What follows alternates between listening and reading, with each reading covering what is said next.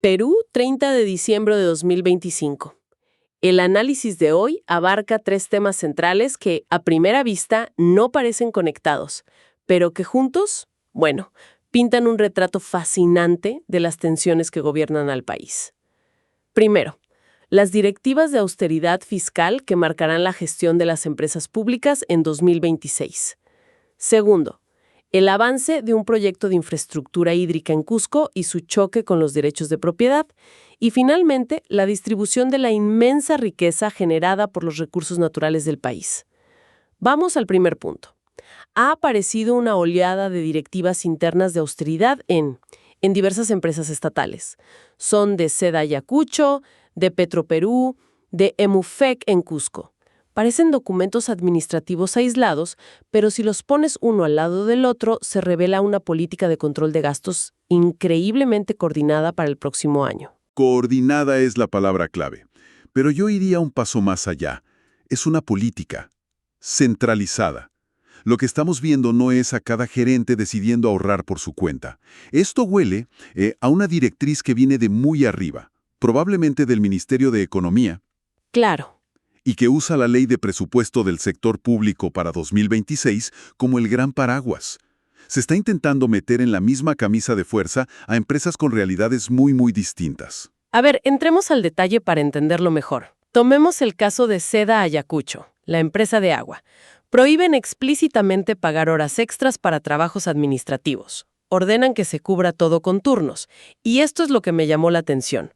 Fijan un límite de 90 galones de combustible por vehículo al mes. Ni uno más, salvo que haya una autorización firmada por el gerente general. Fíjate, en el nivel de microgestión. No es por favor ahorren combustible. Para nada. Es una regla dura, cuantificable.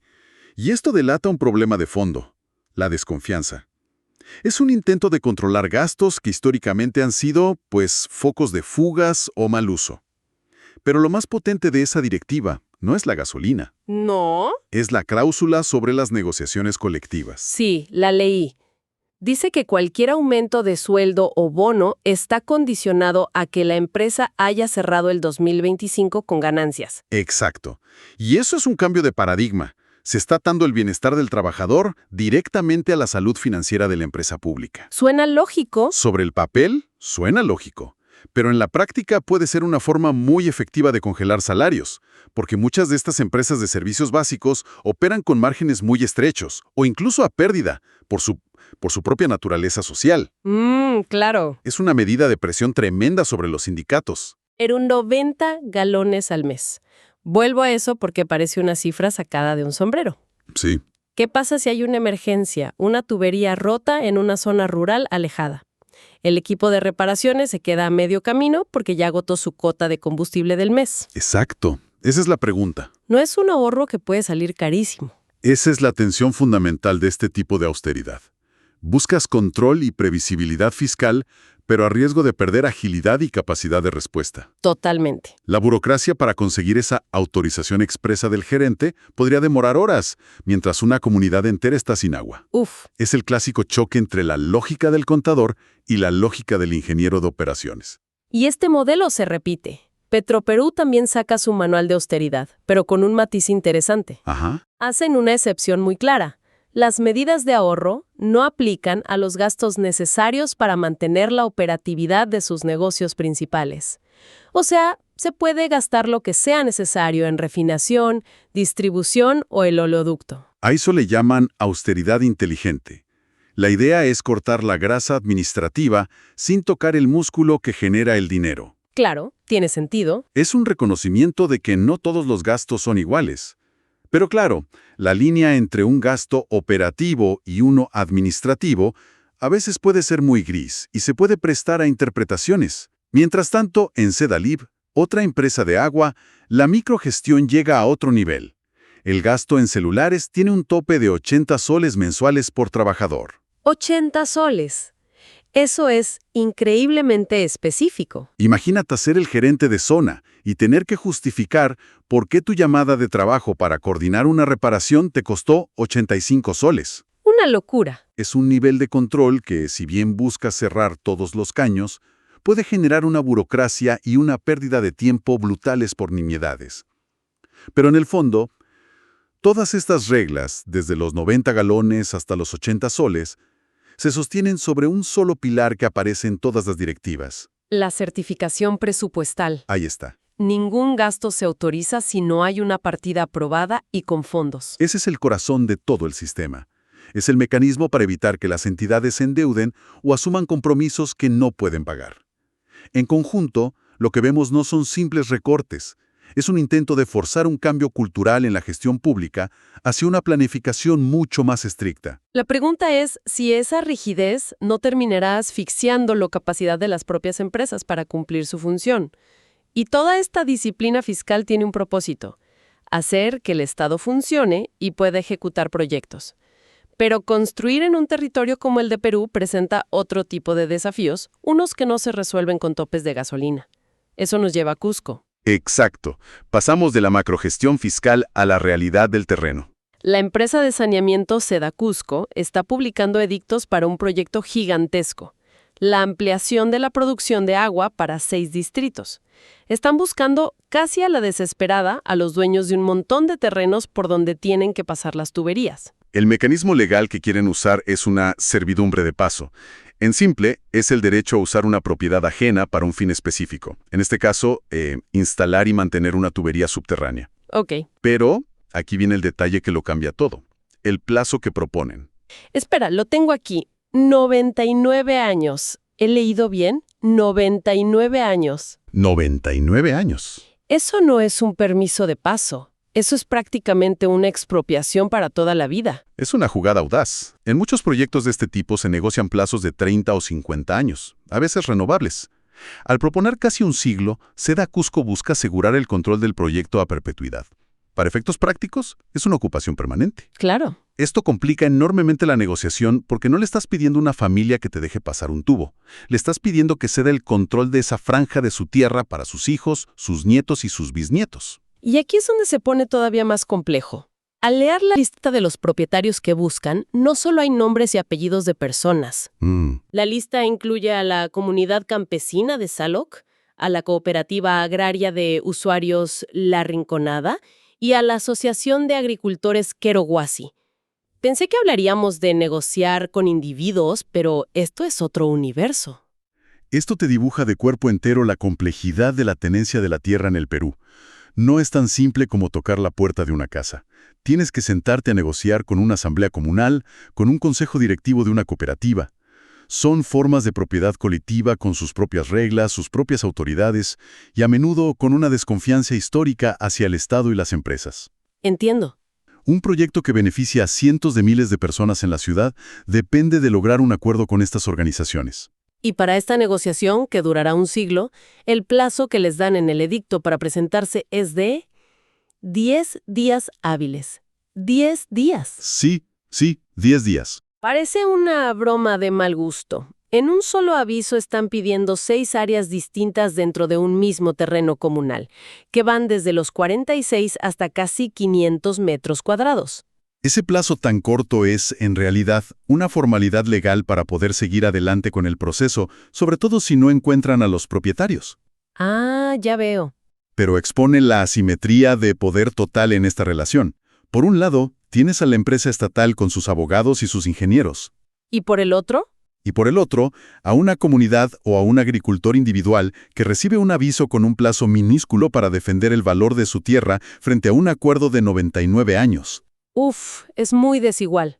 Plantea preguntas muy serias sobre la justicia de la negociación y la compensación que recibirán. Es la tensión perfecta. El interés público de llevar agua a miles de personas, chocando de frente con los derechos de propiedad de unos pocos, que además tienen el reloj en contra. Y claro, para un proyecto de esta escala se necesita dinero, mucho dinero. Muchísimo.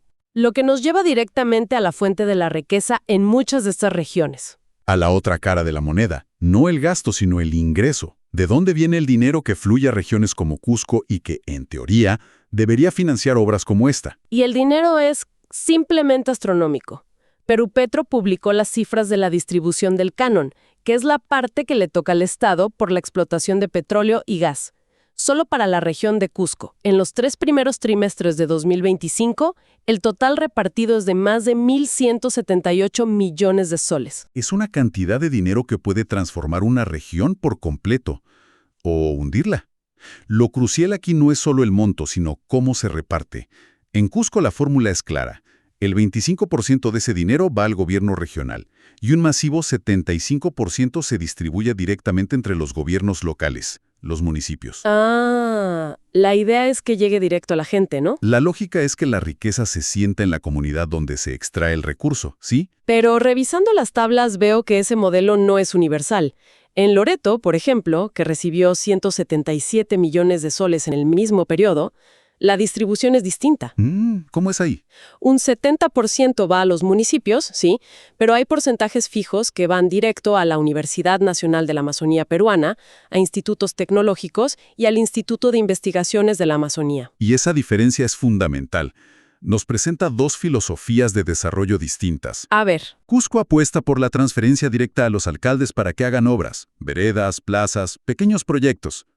Loreto, en cambio, apuesta por reservar una parte de la torta para invertir en capital humano a largo plazo, educación superior e investigación. Entonces, la pregunta del millón es, ¿tenemos alguna evidencia de qué modelo funciona mejor? ¿Darle el pescado al municipio o enseñarle a pescar a la región a través de sus universidades? Es un debate enorme y sin una respuesta fácil. El modelo de Cusco tiene el beneficio de la inmediatez. La gente ve las obras, el alcalde puede mostrar resultados tangibles, y eso tiene un impacto político directo. Claro. El riesgo es que se caiga en un gasto poco planificado, en proyectos que no generan desarrollo sostenible, o peor, en corrupción. Ok.